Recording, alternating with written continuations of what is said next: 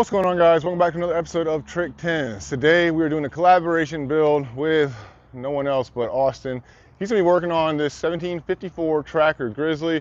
This thing is a 2015, I think. The guy originally hit me up and he said that he wanted to make this boat look like Project X.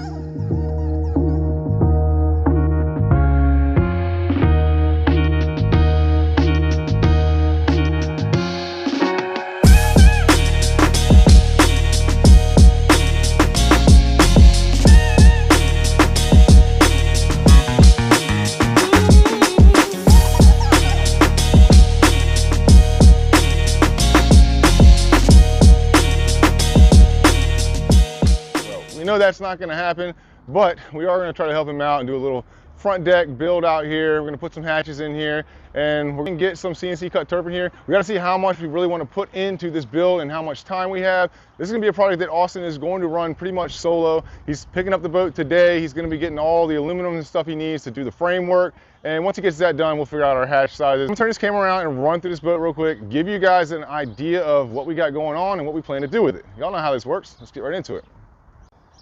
All right, so let's check this thing out. It's actually a 2014 1754 Tracker Grizzly. I have not seen one of these models. It's a little bit different.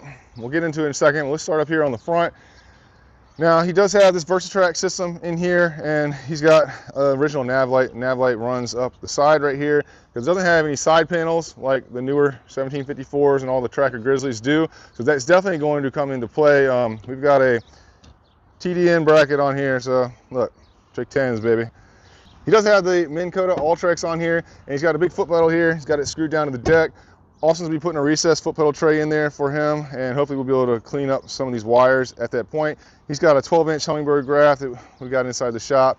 And then on his front deck, he's got one big hatch. This is really hard to open because it's hitting on the trolling motor. But inside of here, he's got a 36-volt battery that's just for the trolling motor, and he's got a lead battery that's basically for his graphs that's up here on the front of the boat. Now, this tracker boat is a little bit different for sure than the newer ones because it's narrower and it doesn't have any side ribs or side panels finishing this thing off.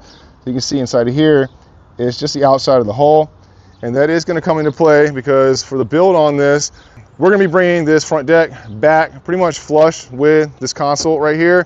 And we're going to keep track of the stuff that we put in here because this is something that you guys might be able to do at home, especially these hatch sizes.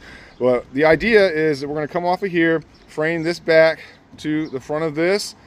This is plastic, which is kind of crappy, but we're going to have to screw into this, maybe rivet into it. It's a little bait well. It's not really big enough to be like a good sized live well, but I mean, it is what it is. This being plastic, it is going to be a little different. But our idea is that we're going to put one big hatch in here. It's going to come all the way across. Now, obviously, we're going to remove that old rod locker, and he's going to frame that out to where we can have a bigger hatch in there. It's going to be similar to what he's got.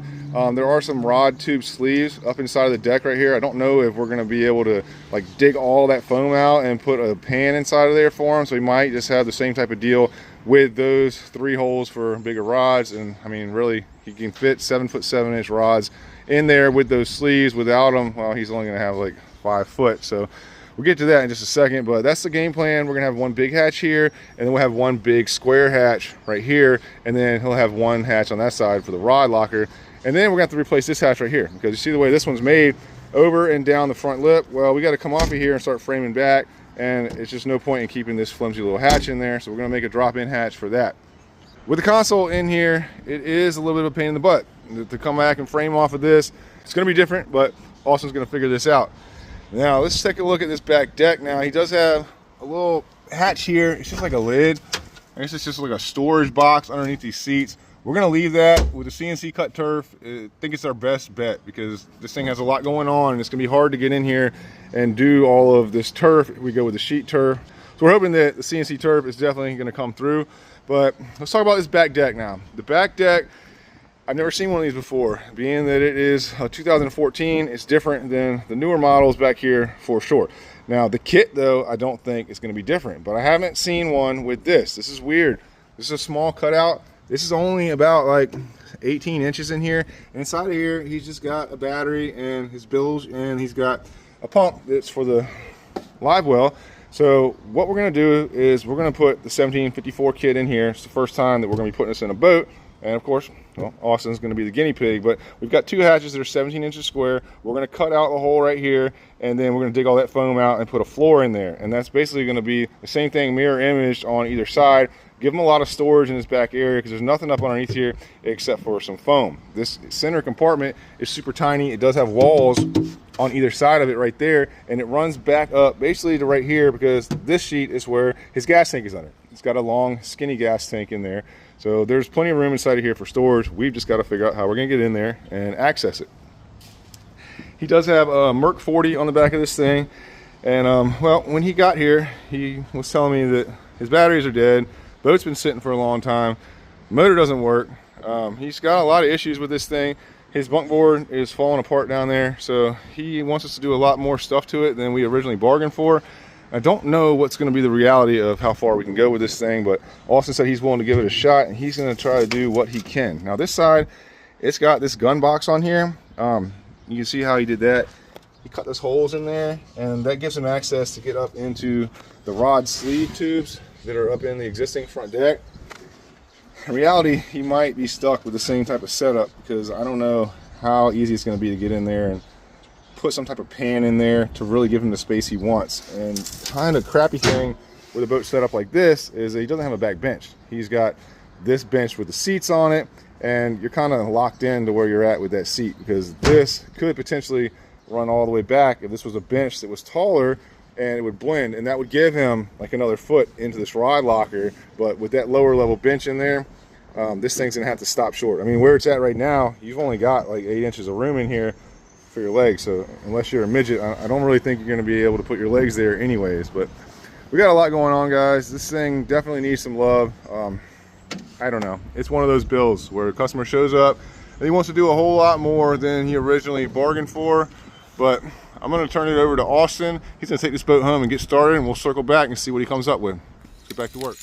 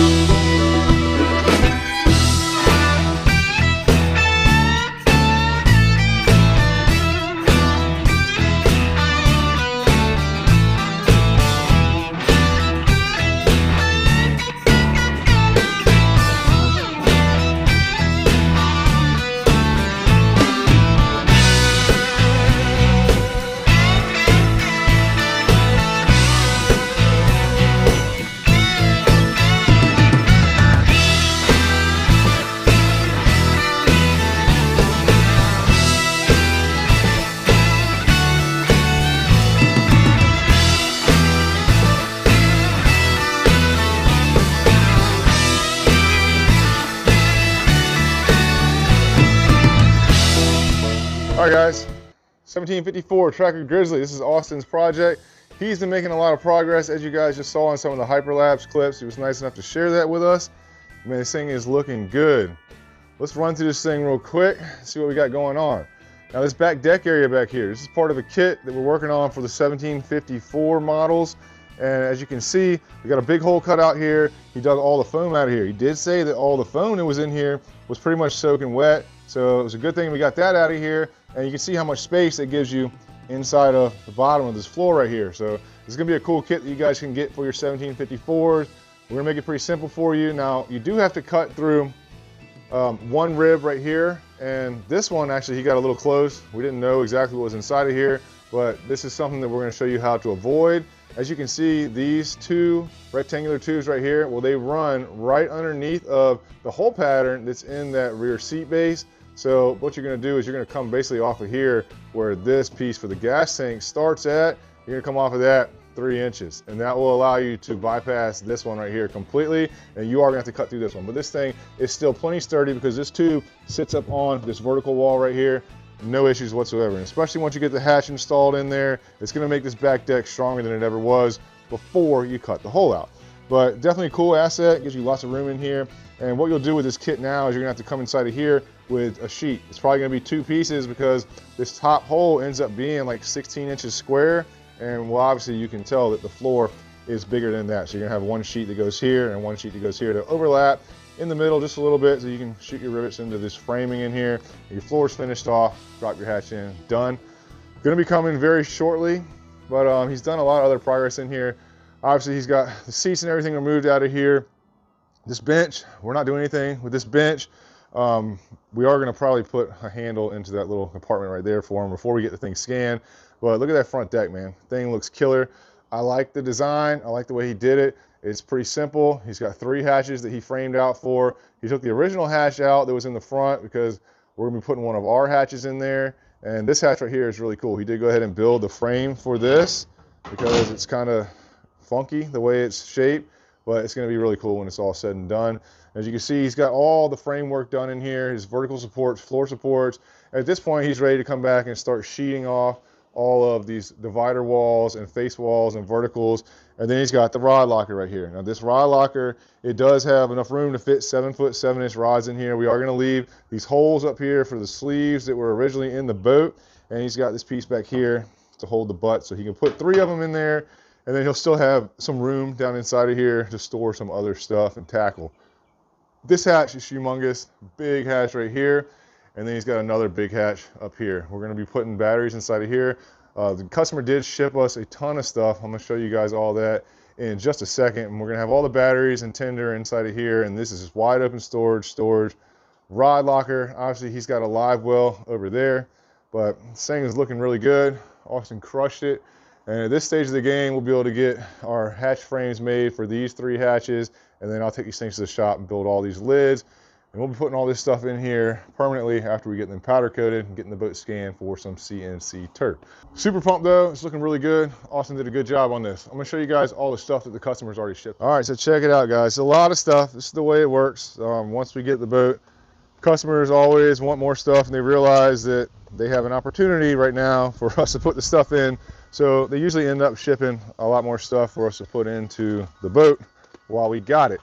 Now we do have a mount over here. This is pretty simple, a little swing arm mount, and that's gonna hold his graph up on the side console. I've got one in my boat, I like it. It's gonna go up right on that little flat section over there on the right-hand side of the steering wheel, and he's got, I think, a 9 or 10-inch graph that we're gonna be putting over there. And he's got 2 new graphs that he shipped me. I think one of them is a Garmin, not 100% sure, but we're about to find out. We got lots of boxes here. So this one, okay, this is some network cable, Ethernet cable connectors and stuff for his graphs. And he's got the 5-port Ethernet switch. This is for all the hub. This is basically just to network all the units. So Austin's gonna have his work cut out for him, learning how to do all of this. But they got instructions. It's not rocket science. He can frame out that boat. I don't think he's gonna have any issues at all hooking any of this stuff up. Lots of Bass Pro stuff here. All right, cool. Look at this. So this is the Humminbird Mega Live 2. This is their version of the forward-facing sonar. I'm not familiar with this, so I'm kind of excited that we're going to get to install this in the boat, and it's going to be cool for Austin to do this. But this is basically like the Live Scope, or the Lowrance has the active target. This is just the Humminbird version of it. So this is going to be pretty neat. I'm glad that we got this. First time we're going to see this on the channel. Another Cabela's Bass Pro Shop box. I'm pretty sure this is his graph. That's what we're going to hook up for the Mega Live 2. And he does have another 9-inch graph originally. Might even be a 10 that's at the shop. I didn't bring that one home with us, but yeah, we got a graph in here. Let's see what size this one is. An Explorer, that's a 9. All right, so we got a 9-inch graph. And we got another graph down here too, I'm pretty sure, in this box. Yeah, this is an Explorer 12. So this is the big one. This is the one that we're gonna put the Live Scope on, and that 9 is gonna be the one that's gonna go at the console. It's crazy, they put the big one in a smaller box and they put the smaller graph in. But yeah, this is definitely cool, man. It's a big screen. Look at the size of the freaking cover for it. It's really dope. And then we've got batteries. So we're not going to open all these up right now, but inside of here we've got 3 50 amp 12 volt batteries. These are going to be basically ran strictly for the trolling motor, and then this one right here is 100 amp 12 volt battery, and this one's going to be for all the power for all the graphs and everything else. It's going in the rig. And up here we've got a 4-bank battery tender. This can keep all of the batteries nice and happy. All of this stuff comes from Watt Cycle. If you guys are interested in getting any of these batteries, go check out the link in the description. Use my code TRICK10s. You will save a little bit of money, and it does help me out. All right. What do you think, Austin? You got your work cut out for you. Let's get it. All right, guys, so you saw all the stuff. We got lots of stuff going into this rig. Austin crushed all this framework. I really like the layout. It's gonna look really good once we get that CNC cut turf in there. Hopefully we're gonna be able to get this thing scanned within the next week or two. We're gonna build all these hatches next week and be ready to get the scan on this thing. We can get this thing into design. He's got a lot of stuff that he's got to install into here. As far as all these graphs go, the Mega Live, all the batteries, it's going to be a cool learning experience for him, and I know he's going to be able to knock this thing out of the park. All in all, though, I'm pumped about this build. Looking really good. Do appreciate you guys watching and hanging out with us today. Hit that like, subscribe button. We'll see you guys in the next one. Let's get back to work.